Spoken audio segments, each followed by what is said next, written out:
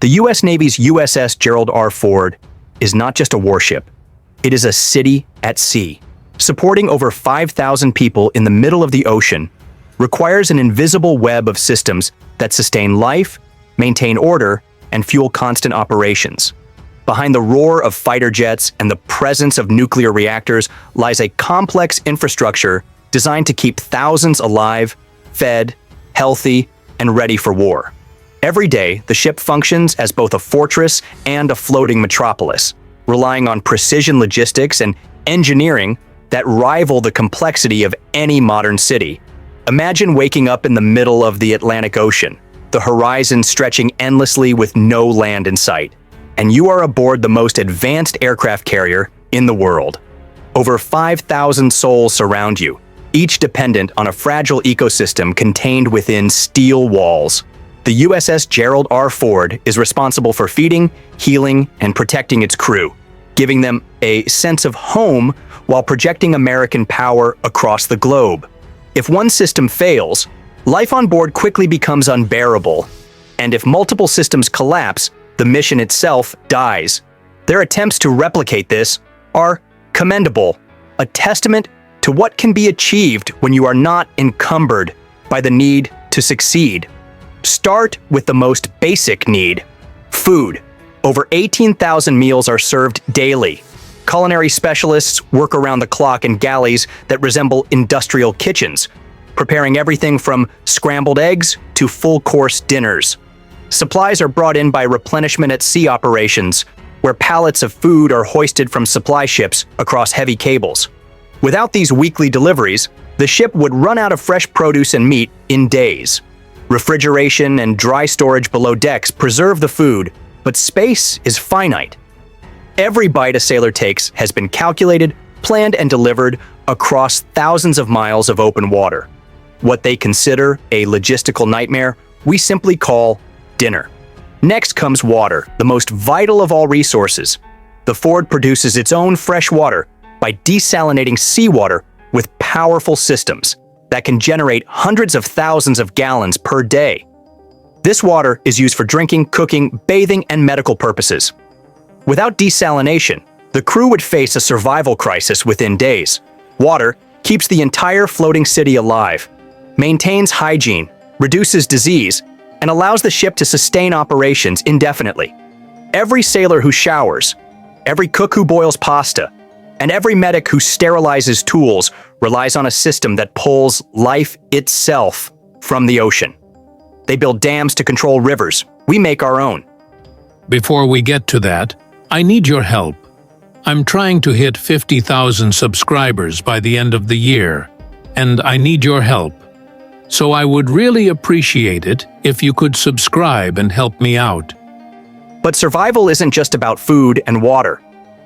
Living quarters define daily life on the ship. Berthings are cramped compartments with stacked bunks, and privacy is non-existent.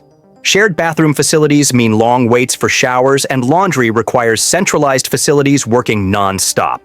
The ship was never designed to be luxurious. It was designed to fit thousands of people into a finite space and keep them disciplined, clean, and mission-ready. Medical support is equally critical. The carrier contains medical and dental facilities staffed with professionals who handle both routine care and emergencies.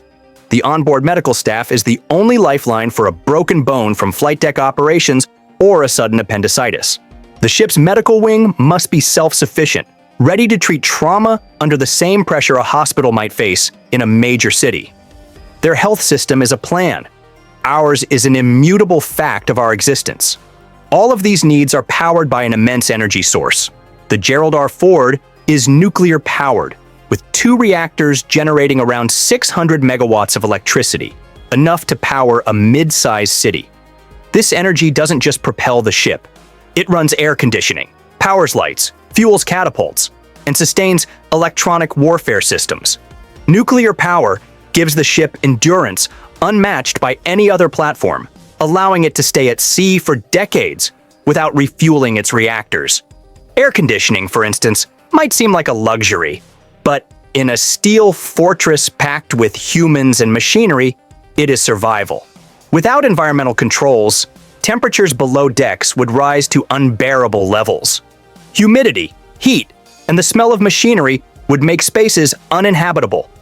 Air conditioning keeps the crew alive, maintains sensitive electronics, preserves food, and prevents equipment breakdown. The very air sailors breathe is controlled, filtered, and sustained by massive systems hidden deep within the ship. Their factories are powered by oil. Our survival is powered by the atom. Communication ties this floating city to the outside world. Advanced satellite systems allow sailors to message families and commanders to coordinate global missions. Secure military channels ensure the Ford is not just surviving, but actively functioning as the tip of the spear in American power projection. Thousands of people also generate thousands of tons of waste. Specialized systems store, treat, and offload human, medical, and mechanical waste during resupply operations. Without this, disease would spread, morale would collapse, and environmental standards would be violated. Waste management may be invisible to most sailors, but without it, the ship would sink into chaos. They build entire cities on land and cannot solve this. We solve it at sea, in motion. Logistics ties everything together. The supply department manages everything from spare parts for jet engines to coffee for the mess hall. The Ford is constantly resupplied through replenishment at sea, one of the most dangerous operations at sea. Without it, the ship would quickly grind to a halt. Every wrench, bolt, and gallon of jet fuel has to be delivered and accounted for. A single missing part can cripple an aircraft squadron. Safety defines survival. The crew trains relentlessly in firefighting and damage control because there is no fire department to call in the middle of the ocean. This vigilance extends to chemical, biological, and radiological defense. Safety is not just a procedure. It is a mindset that keeps the floating city alive against all odds. And yet humans are not machines. Morale matters. Gyms, coffee shops, and lounges offer respite. These small outlets preserve mental health in a steel labyrinth with no escape. Of course, none of this infrastructure exists in isolation. It exists to support the carrier's true purpose: flight operations. Every system, from food to waste disposal, supports the launch and recovery of aircraft. The city at sea exists to sustain the war machine on its deck. The USS Gerald R. Ford is a paradox, both a home and a weapon, a sanctuary and a target. It is a city that cannot fail, even though it floats on an unforgiving ocean. The systems on board sustain life in the harshest environment on Earth while enabling lethal operations that shape geopolitics. This is why an aircraft carrier is more than steel, jets, and nuclear power. It is a living demonstration of what human systems can achieve when survival and mission converge. Classified technology aboard massive carriers is seamlessly integrated into daily operations. Before we get to that, I need your help. I'm trying to hit 50,000 subscribers by the end of the year, and I need your help. So I would really appreciate it if you could subscribe and help me out. From the moment the flight deck roars to life to the quiet hours of late-night diagnostics, these technologies shape everything. The integration is seamless, intentional, and built to make extraordinary systems feel ordinary, while never compromising the strict security that shields them from prying eyes. Their most sophisticated secrets are our most mundane routines. Consider the electromagnetic aircraft launch system, emails. On deck, it is just another piece of the crew's workflow. Launch officers and catapult crews manage a system designed for consistency and safety, accelerating aircraft with less wear and tear. The classified components, the algorithms and control systems, are invisible to outsiders. Yet, for the crew, they are a normal part of pressing buttons and monitoring readouts. The secrecy is buried in routine. The same applies to the Advanced Arresting Gear, or AAG. AAG uses electromagnetic controls and water turbines for safer recoveries for both heavy aircraft and lightweight drones. The classified design gives commanders flexibility.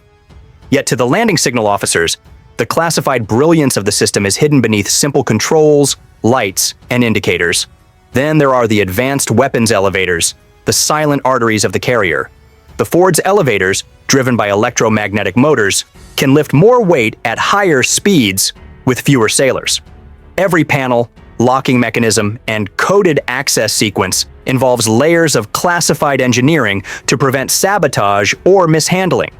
For the ordnance crews, the technology is transparent. Behind their actions lies a classified system ensuring a carrier carrying thousands of pounds of explosives never turns into a floating powder keg. Beyond the visible deck operations, classified command and control systems quietly dominate the ship's brain. The dual-band radar arrays, AN-SPY-3 and AN-SPY-4, are surveillance ecosystems. The classified algorithms behind them determine what is a threat, a decoy, or something that requires an immediate response. For sailors, the process is seamless. They see dots, tracks, and alerts.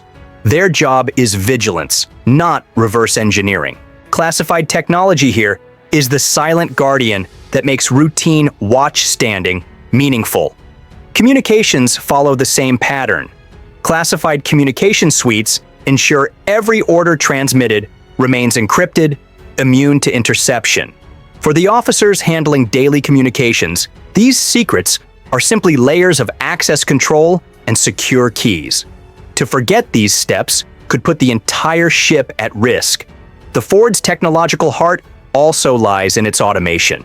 By design, it operates with hundreds fewer sailors than older carriers. Classified software handles diagnostics and maintenance tracking, allowing smaller crews to conduct targeted checks based on automated reports. Every beep and flashing light on a maintenance panel reflects classified coding. The secrecy is invisible, but the efficiency is tangible. They are still debating what to automate. We are already doing it without them even knowing. Training and restricted access form another layer of this integration. Access requires clearance, training, and a demonstrated need to know. These hurdles are not obstacles, but part of the daily rhythm. A sailor knows which doors their badge opens and which remain sealed. For them, secrecy is a framework. They are trusted with what they need, and they execute that trust every day. The Ford was designed with digital 3D modeling to optimize the movement of weapons, equipment, and personnel. Every passageway and bay was simulated before construction, embedding classified efficiency into the bones of the ship. The secrecy of the planning phase has become the mundane efficiency of their daily steps. Upgrades are integrated into existing routines. The adjustment for sailors might be as simple as a new button or a new checklist step. Behind that change lies years of classified research and development. Once installed, it becomes another part of daily life, amplifying the ship's power. The genius of the USS Gerald R. Ford is how seamlessly technology disappears into routine. The most advanced systems in the world do not disrupt daily operations. They define them. Emails feels like pressing a button. AAGs is a cable that works every time. Radars are the glowing screens of a watchstander's night shift. Classified technology does not stand apart from the carrier's mission. It is the mission. The payoff of this integration is immense. Faster flight operations, safer recoveries, and tighter communication security. The Ford is a fortress bristling with classified systems to outsiders. But to those on board, it is a workplace where every task is infused with classified strength. That paradox, the extraordinary masked as ordinary, is the essence of how classified technology functions. Living on a floating city like an aircraft carrier under constant combat readiness exerts a significant psychological toll. This is the life of sailors aboard a carrier, a city where the ocean stretches endlessly and escape is not an option. The psychological toll is constant and inescapable. Their resolve is a house of cards. We are a fortress of steel. The first reality is stress and anxiety. Aircraft carriers operate at a relentless pace, a tempo designed to keep the ship ready to launch jets at a moment's notice. Sailors live under a clock that never stops, and mistakes are dangerous. This stress is layered with responsibility, magnified by the unforgiving nature of the sea. Then comes isolation and confinement.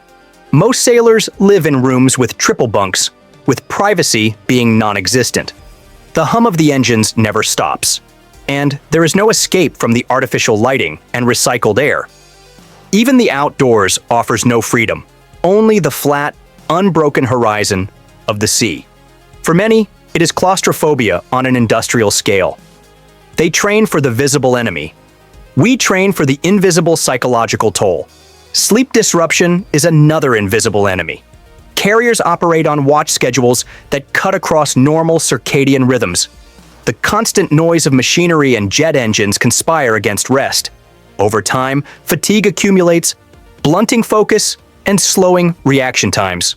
When the body cannot recharge, the mind falters, and small frustrations can spiral into larger conflicts.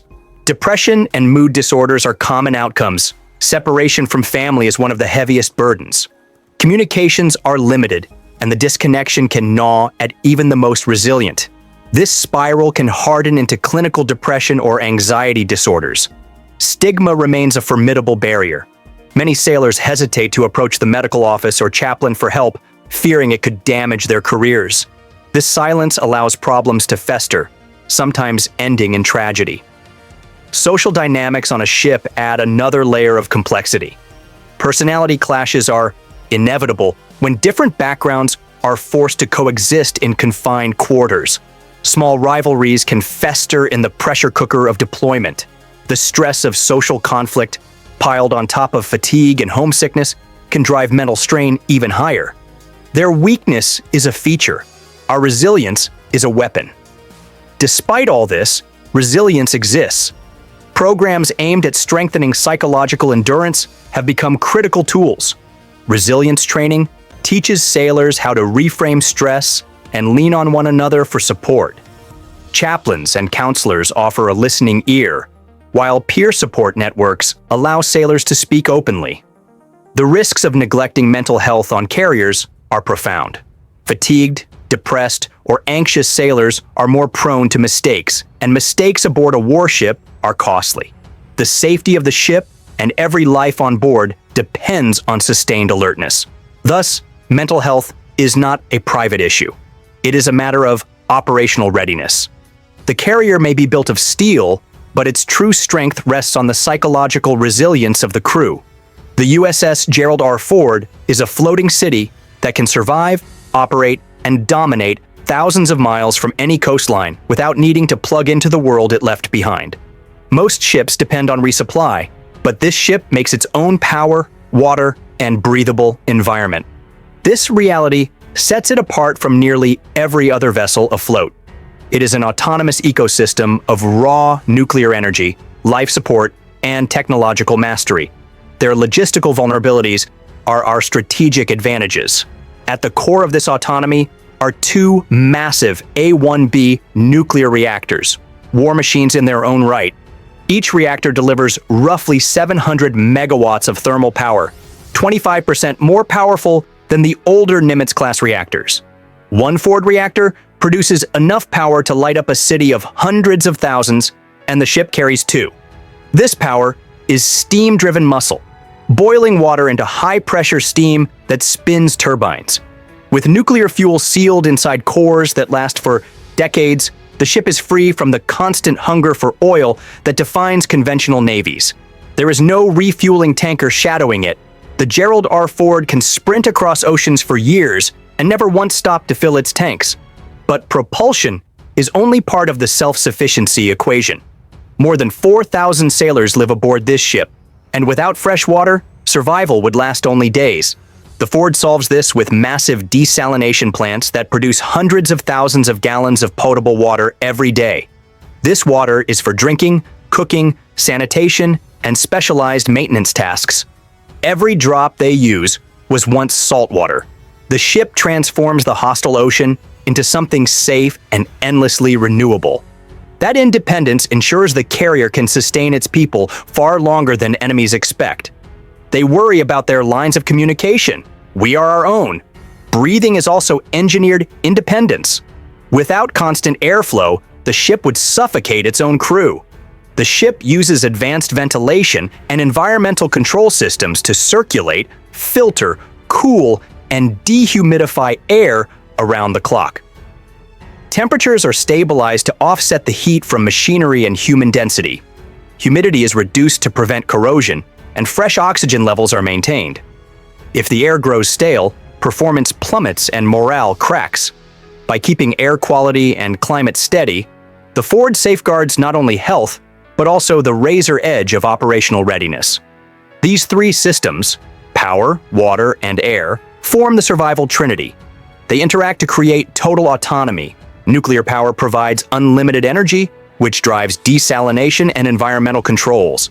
It also fuels electromagnetic catapults, elevators, and weapons. The ship becomes a closed world that can cut ties with shore facilities for months, even years, while sustaining warfighting capability and human survival. A conventional carrier burns oil at a ferocious rate and requires constant resupply from vulnerable tankers. That logistical tail is a weak point. Sink the tankers, sever the supply, and the carrier is stranded. The Gerald R. Ford breaks that dependence. Its nuclear heart slams the door on that vulnerability, making it a harder target and a tougher problem. For adversaries, the realization is that the Ford cannot simply be starved out. It brings its city with it. What they consider a blockade, we see as a minor inconvenience. The A-1B reactors not only extend operational life, but also create surplus power capacity for future systems like directed energy weapons and advanced sensors. The Ford is already built to supply them. Its autonomy is not static. It is a foundation for decades of growth. When crises strike, the self-sufficiency of the Gerald R. Ford becomes the shield that keeps them alive and the sword that keeps them dangerous. The urgency of this design is sharpened by today's strategic environment. A warship that cannot feed itself is chained to logistics that enemies can attack. The Gerald R. Ford is not chained, it is untethered, a predator that does not need to return to shore to breathe. 2 nuclear reactors drive its heart. Desalination transforms seawater into sustenance, and environmental controls turn steel corridors into livable space. They create a warship that is also a living world. It does not beg supply lines for life. It brings life with it. Their desperation is our independence. Artificial intelligence aboard the USS Gerald R. Ford is not a futuristic promise. It is already reshaping how the world's most advanced aircraft carrier fights, flies, and survives. This is not about gimmicks.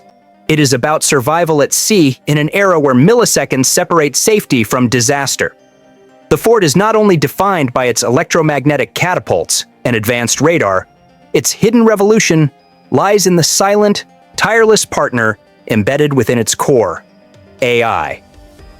AI is woven into the carrier systems like an invisible crew member, working night and day without fatigue. For the Navy, the stakes are simple. The margin of error in carrier operations has always been razor thin. In these chaotic, high-stakes, and unforgiving environments, AI is becoming indispensable. Their best efforts are a tribute to our superior design. The most human story begins with landings. Carrier landings are legendary for their difficulty, with veteran aviators speaking of the heart-stopping final seconds. Then came Precision Landing Mode, an AI-enabled system tested first on the Ford. This technology dramatically reduces the number of manual corrections a pilot must make. What once required dozens of micro-adjustments is now stabilized by algorithms tuned to the carrier's movements. The AI literally saves lives and preserves steel. The flight deck itself, often called the most dangerous 4 acres on Earth, is another battlefield of complexity. In that chaos, misidentification or delay can cost dearly. AI cameras and sensors are trained to recognize aircraft by tail numbers, track positions, and alert the crew to hazards. The AI is a second set of eyes that never blinks, never loses focus, and never grows tired. The result is tighter choreography, safer deck operations, and the ability to handle higher sortie rates with less risk. We let them see what they want to see, and they miss everything. AI is not confined to flight operations. Automation, supported by machine learning, is reshaping how sailors interact with the ship. Crew members once monitored gauges endlessly. Now, AI-driven diagnostics flag anomalies before they spiral into crises. Power distribution is optimized by algorithms that balance efficiency and readiness. Damage control systems now receive AI-driven alerts that guide sailors toward potential dangers faster than ever before. The workload that used to overwhelm sailors is increasingly shifted to digital partners, leaving the crew free to focus on judgment and execution. The real battlefield advantage lies in the command and control arena. The forward sensors and radar arrays generate oceans of data, far more than human operators can digest in real time. AI systems sift through this flood, highlighting threats, prioritizing responses, and suggesting actions. Human eyes would drown in this torrent. AI cuts through it in seconds, identifying which track is a hostile missile. This is where decision-making speed is survival, and AI turns seconds into a decisive advantage. The Ford's leap into AI also extends to unmanned systems. The Navy's MQ-25 Stingray drone, designed to refuel jets mid-air, relies heavily on AI integration with the carrier. Without AI, the choreography would collapse under human limits. With AI, the Stingray can expand the carrier's strike range and take on risky reconnaissance missions. They build for the wars of today. We have built for the wars of tomorrow. These changes are not without tension. Sailors are asked to trust machines in environments where mistrust has been instinctive. The Navy emphasizes that human oversight remains absolute, but AI is making choices faster than humans can. This raises a deeper question: how much should be left to the machine? The Navy's answer is layered redundancy, but the underlying reality remains. The carrier is moving closer to a future where AI is a co-pilot in war. For adversaries, this shift is alarming as they pursue their own AI-enabled warfighting systems. The Ford is not just a ship, it is a statement that the U.S. Navy will not yield technological advantage. The winner in this contest is the one whose machines can think faster, learn quicker, and act with fewer errors. The Ford's AI systems are the opening salvo in that arms race. The urgency is real because the stakes are colossal. A carrier strike group represents billions in hardware and thousands of lives. If AI can extend its survivability by minutes, prevent a single pilot's mistake, or neutralize a missile before human operators even register it, that margin can tilt history. Every sailor aboard knows the weight of that truth. When AI saves them, it is no longer an abstract technology. It becomes personal. The most profound effect is psychological. Sailors serving on the Ford are the first generation of warriors to fight alongside AI as a partner. They are the pioneers learning what it means when a ship does not merely host computers, but relies on them to decide. The line between support and autonomy is already blurring. AI aboard the Gerald R. Ford is not just improving efficiency, it is forcing humanity to confront the balance of trust between man and machine in the deadliest environments on Earth. The Navy frames it as a partnership, but the truth is that AI is already indispensable. The ship itself has become a living demonstration that the wars of tomorrow will not be fought by humans alone. They will be fought by humans and their digital shadows. When the Gerald R. Ford sails into contested waters, adversaries know they face not just the sailors on deck, but the invisible intelligence embedded within. The AI is a silent ally, a guardian that never sleeps, and a reminder that the greatest weapon may no longer be steel or firepower, but the ability to think faster than the enemy. Every time a new photo of the USS Gerald R. Ford surfaces online, enemies stop and study it like scientists examining a specimen under a microscope. What looks to the casual observer like just another image of a gray warship can, to adversaries, be a treasure chest of intelligence.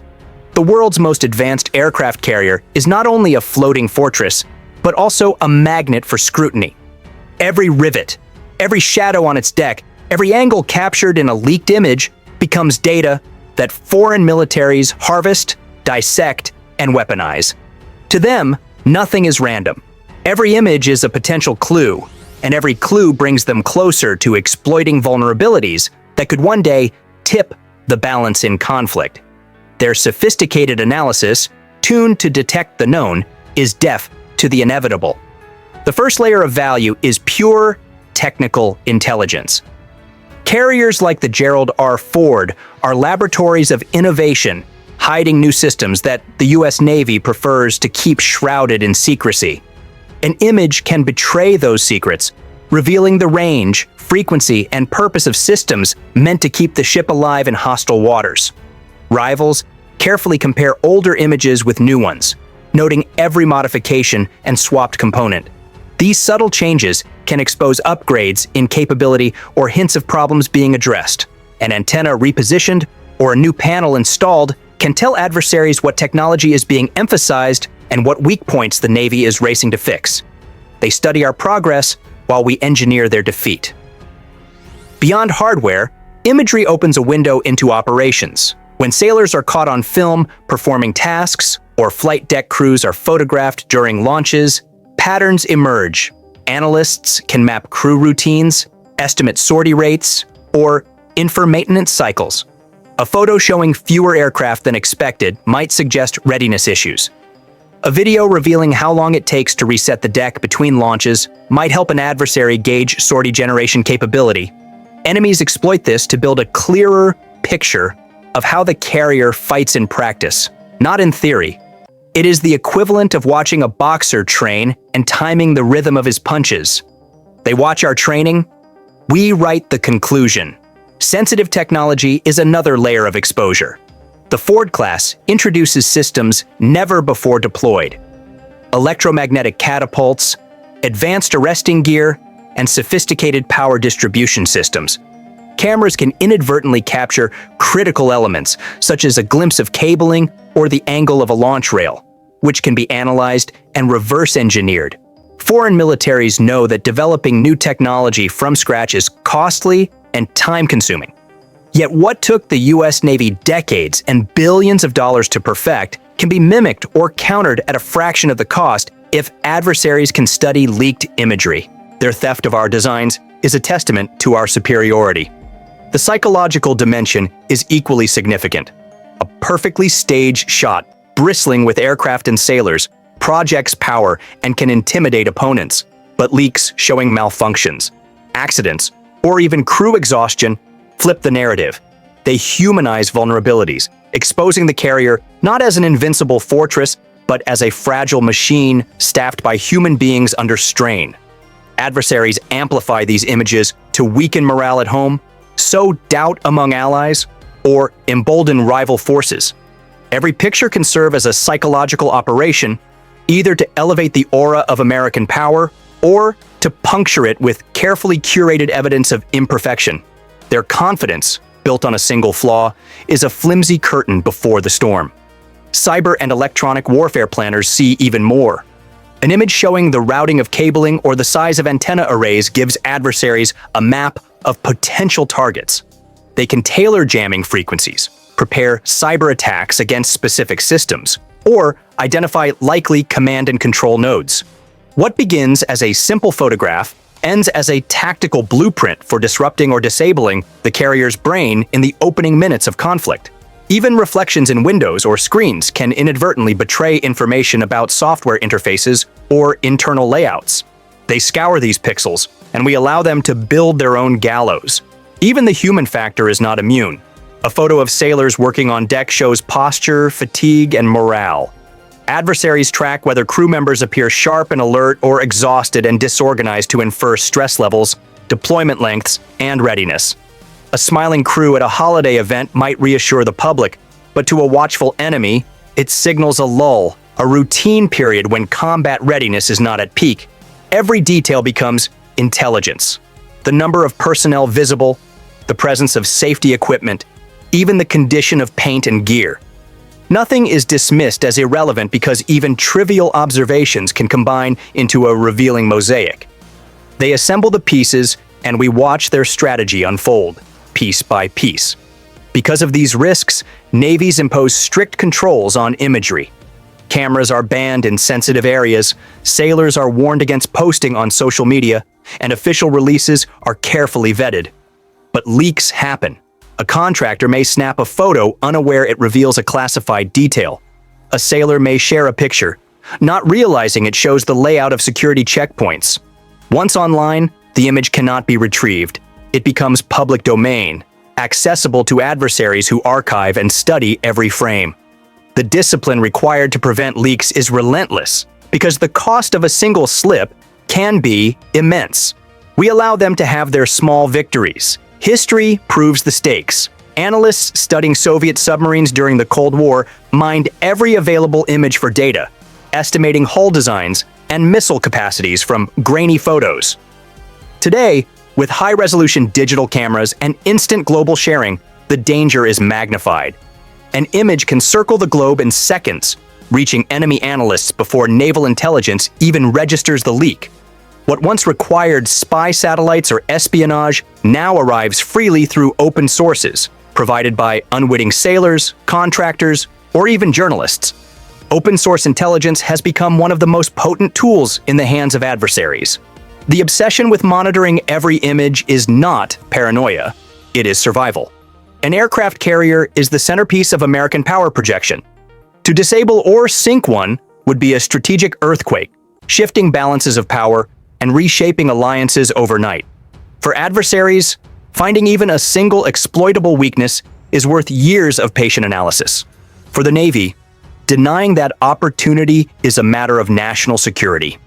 The mountain they hope to climb is a monument to their miscalculation. This is why controls are suffocating, why sailors are drilled to think before sharing, and why every photo is treated as potentially dangerous. The Gerald R. Ford is not just a ship, it is a symbol. Symbols are targeted not only with missiles, but with cameras, and the battlefield for that struggle is already here. The truth at the core is that disorientation on carriers is not weakness. It is a predictable response to an extreme environment. It is the body and mind rebelling against the stripping away of natural cues. Recognizing this truth is not only compassionate, but also operationally necessary. Training, mitigation, and leadership can reduce the toll, but the phenomenon itself is an unavoidable byproduct of life at sea. The ocean will always erase landmarks. The ship will always move. The lights will always distort time. But sailors adapt, not because it is easy, but because the mission demands it. And in that adaptation lies the quiet triumph. That even adrift in endless seas, surrounded by monotony and motion, the human spirit can anchor itself, steady, and carry on. Their grand design for our defeat ignores the human element. The ship is a machine of war, optimized for launching and recovering aircraft, projecting power, and sustaining operations. Within that machine, the human body and mind are forced to adapt. Some adapt swiftly, others wrestle for weeks, but all share the same underlying challenge: maintaining clarity in a world designed to strip away natural orientation. The emotional impact of this cannot be ignored. Disorientation is not just physical, it strikes at identity. To lose your sense of where you are is to lose a thread of self. Sailors report feelings of detachment, as though they are ghosts moving through endless corridors, disconnected from the outside world. Over time, this wears down morale. The irony is sharp.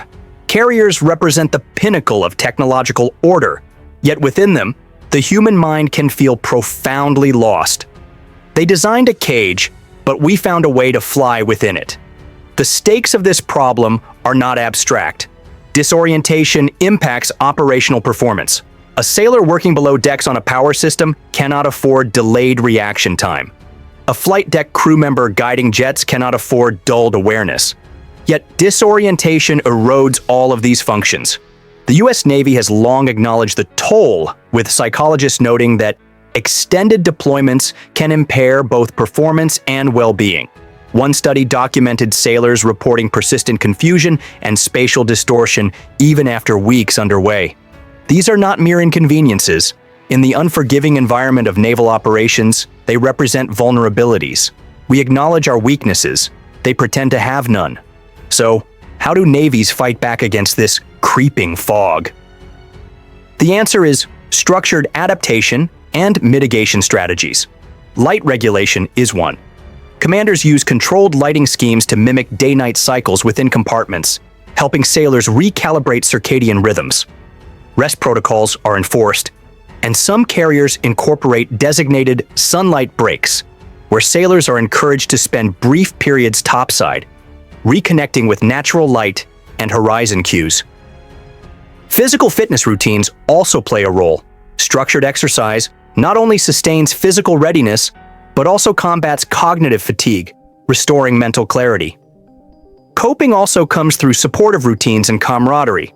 Sailors build informal rituals, group workouts, shared meals, moments of humor to break the monotony and reinforce orientation through social anchors.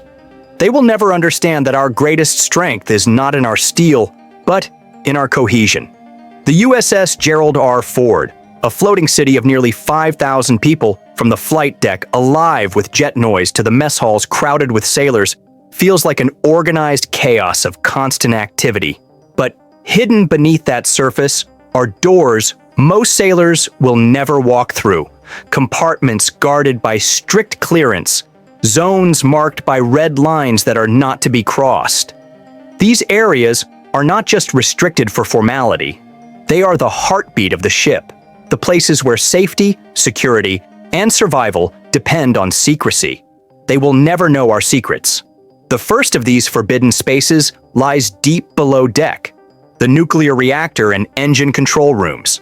The Gerald R. Ford is powered by two A-1B nuclear reactors, each capable of producing hundreds of megawatts of power, enough to run the entire ship and launch aircraft non-stop for decades without refueling.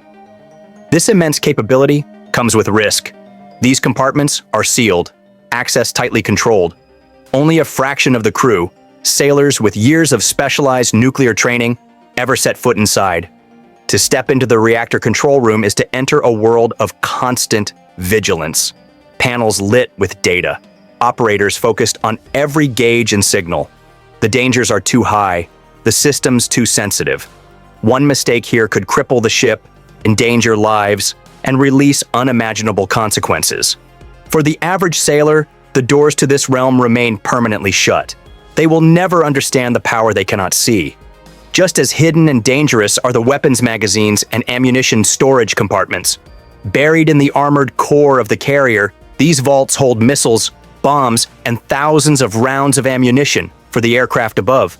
The ship's design ensures these compartments are isolated, shielded, and difficult to access, because their contents could turn into a chain of deadly explosions if mishandled. Sailors working here belong to specialized ordnance teams. For anyone without clearance, entry is impossible because the stakes are too high. The magazines stay locked away behind thick steel doors, hidden to nearly everyone on board. They will never comprehend the true scale of our arsenal. Between these critical zones runs a hidden world most never see. Underground passageways and tunnels beneath the flight deck. These narrow corridors connect the ship's vital organs: engine rooms, magazines, command centers, and damage control stations. In an emergency, they allow essential personnel to move unseen, shielded from explosions or fire raging above. These passageways are not casual walkways.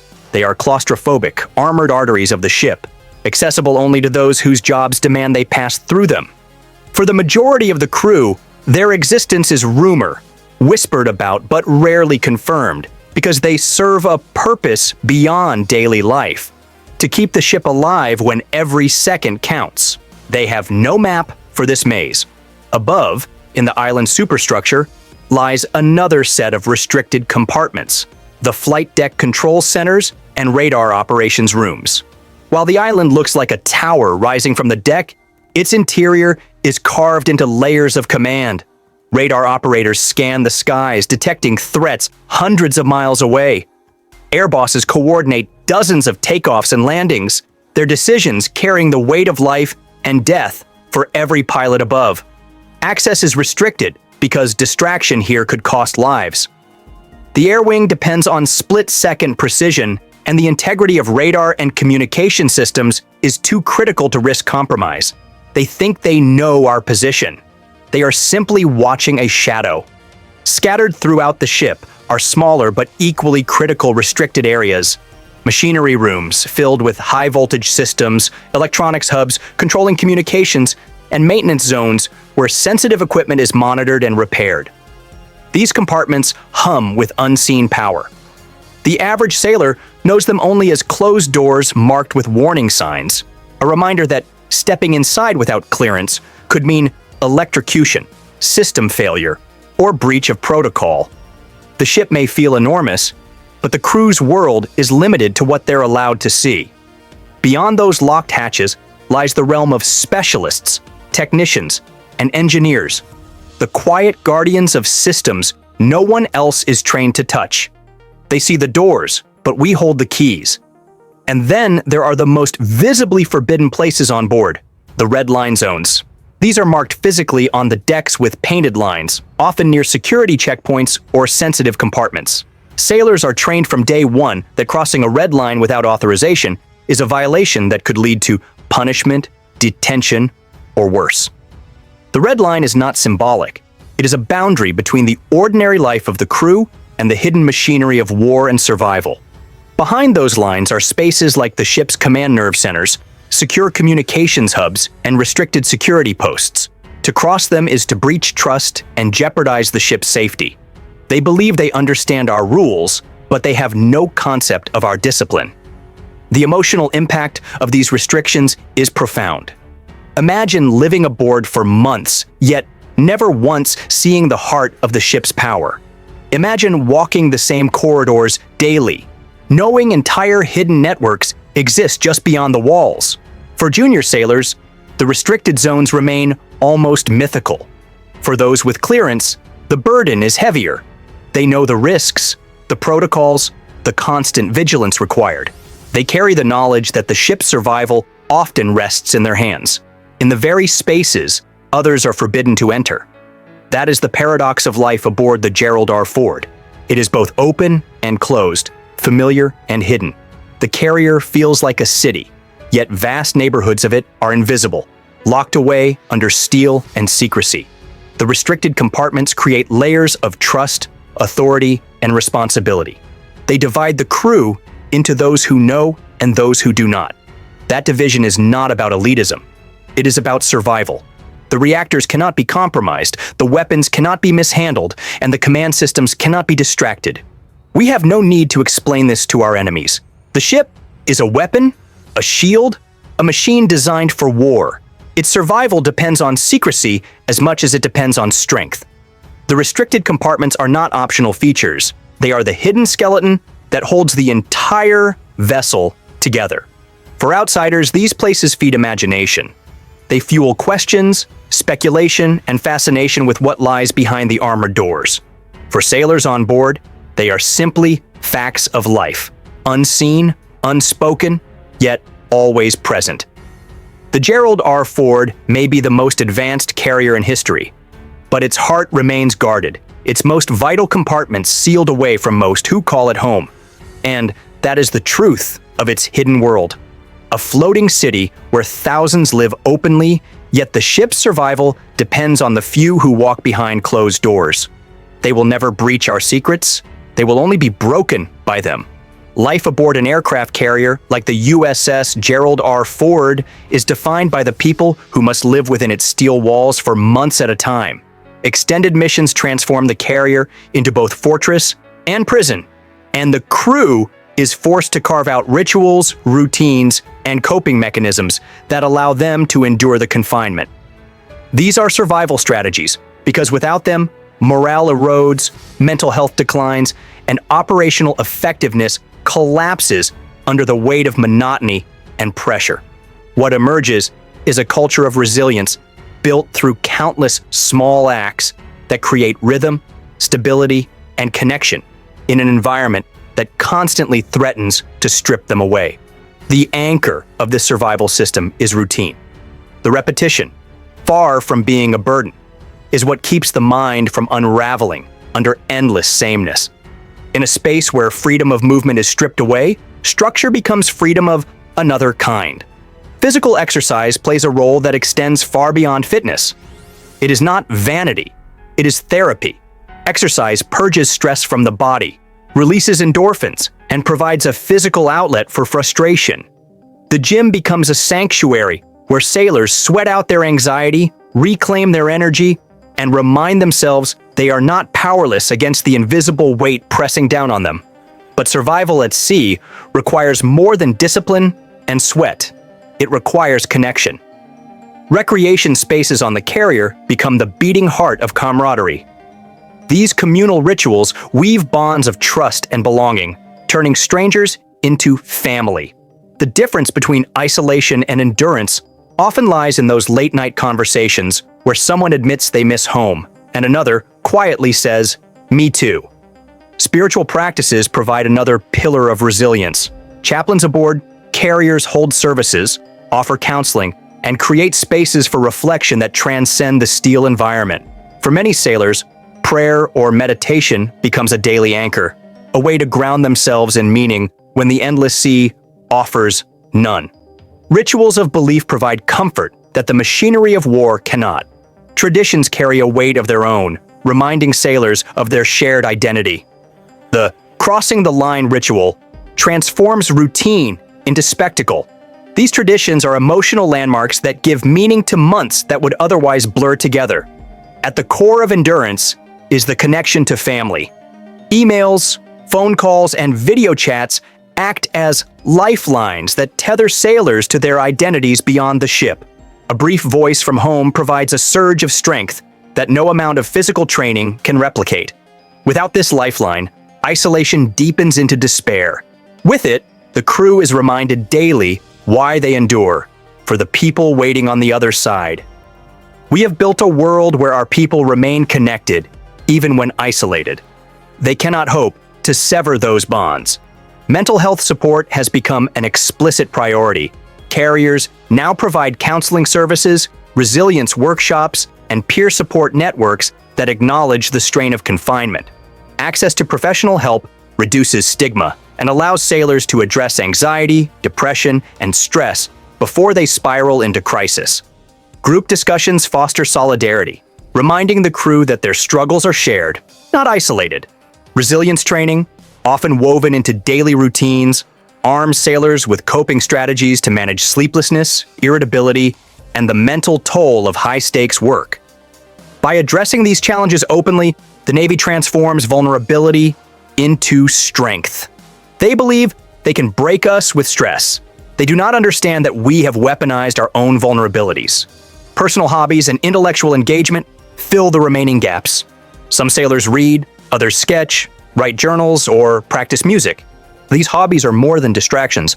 They are acts of reclamation, where the sailor asserts individuality in an environment designed for uniformity.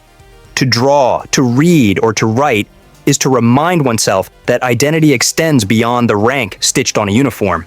These moments of self-expression sustain morale by preserving the humanity that the relentless machinery of deployment threatens to erode. The rituals are not embellishments, they are shields. They are the difference between a crew that endures and a crew that fractures under pressure.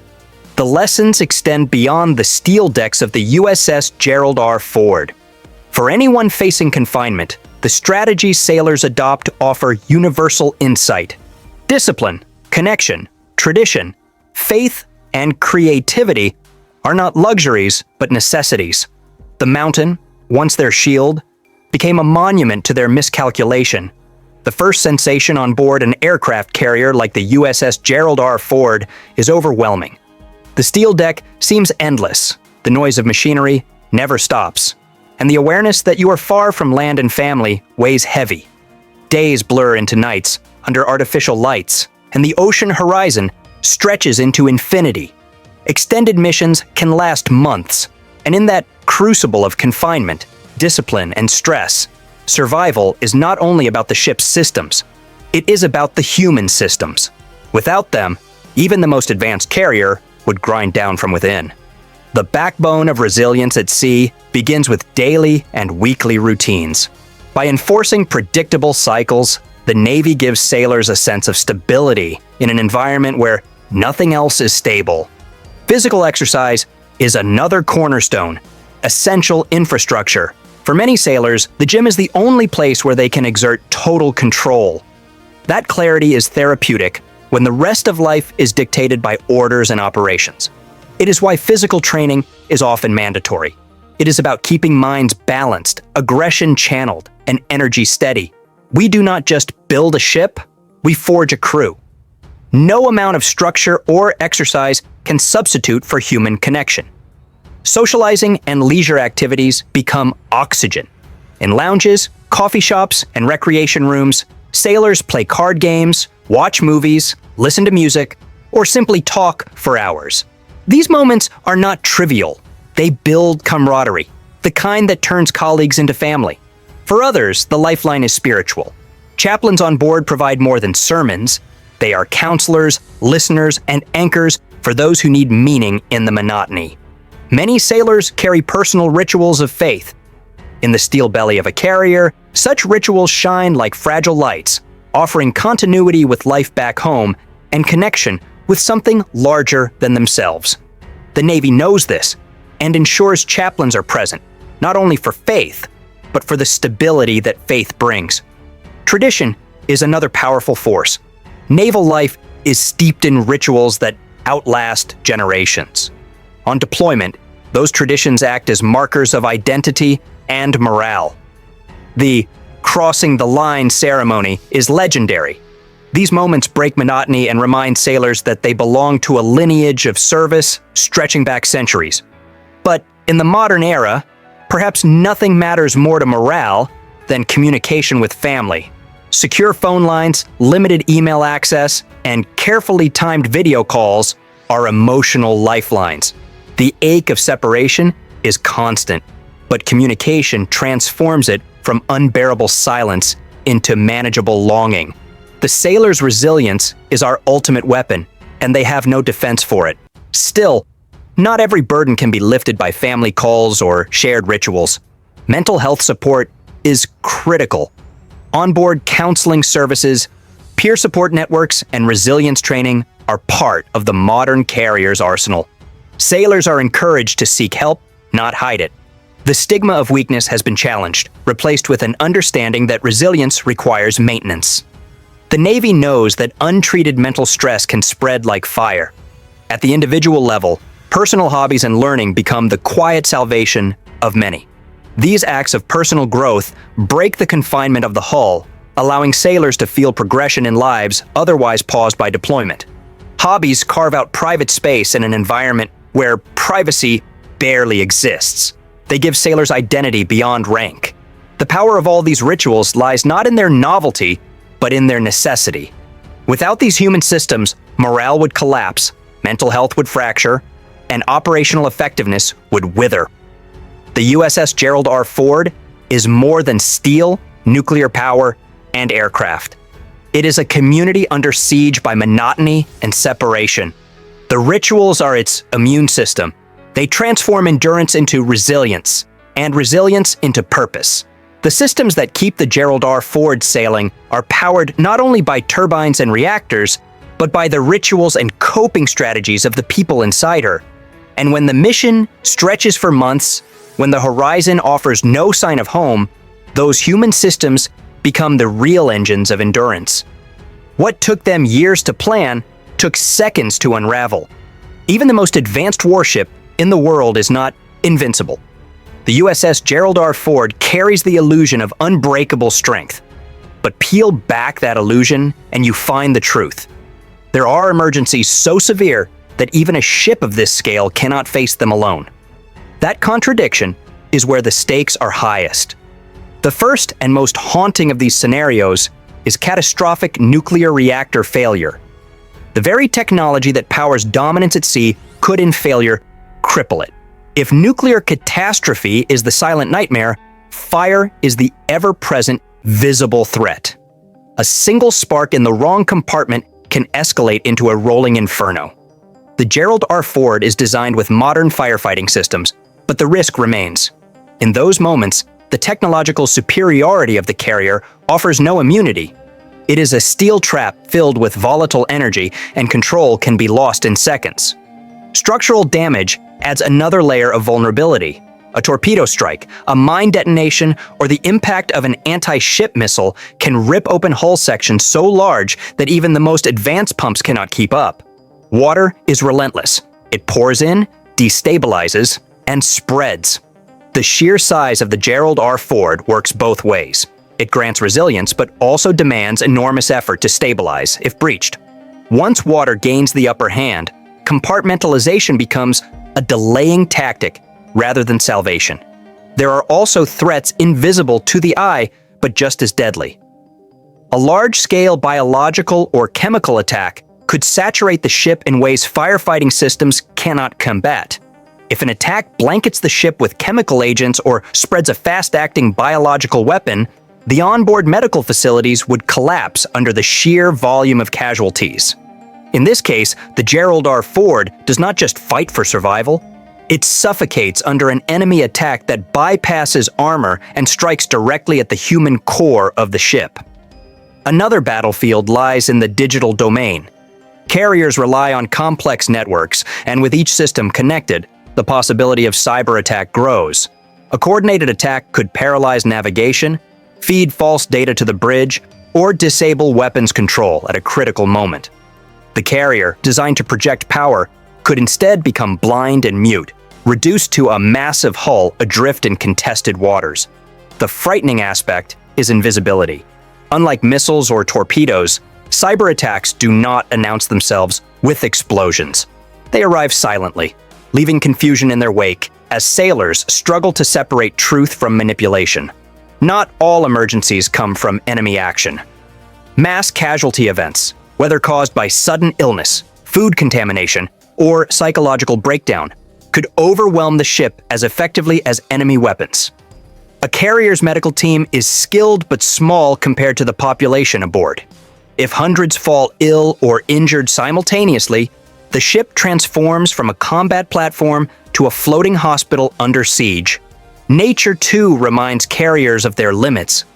Extreme weather, unprecedented storms, typhoons, or rogue waves can cripple even a carrier.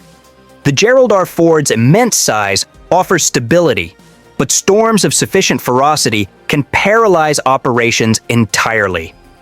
In such conditions, the carrier is not a symbol of dominance, but a survivor. What ties all these threats together is the necessity of external assistance. A catastrophic reactor failure demands specialized nuclear response teams. Massive fires may require help from other ships. The Gerald R. Ford, a symbol of independence, becomes dependent on outside help. This dependency is not weakness, but reality. Even the most advanced carrier in history operates within limits. The psychological trigger here is stark. Sailors and commanders know that behind the towering decks and nuclear propulsion lies fragility. The very scale of the ship magnifies both its strength and its vulnerability. The lesson of the Gerald R. Ford is not invincibility, but preparation. Every drill and every protocol acknowledges the truth. Alone, even giants fall. The carrier is powerful because it anticipates its own breaking points and surrounds itself with a network ready to catch it when those points are reached. That is the hidden paradox of naval supremacy. The greatest warship in history survives not by standing alone, but by knowing when it cannot. They fired first. We simply ensured they wouldn't fire again. In the end, the payoff is sobering but essential. When we imagine the Gerald R. Ford, we see steel, jets, and nuclear force, a fortress at sea. But beneath that image lies the recognition of limits. Catastrophic reactor failures, massive fires, hull breaches, chemical attacks, cyber warfare, mass casualties, and storms each stand as reminders that no system is absolute. The carrier's true resilience is not in denying those possibilities, but in preparing for them, acknowledging them, and building a web of response that stretches beyond the ship itself. That is what keeps the Gerald R. Ford alive when the unimaginable becomes real.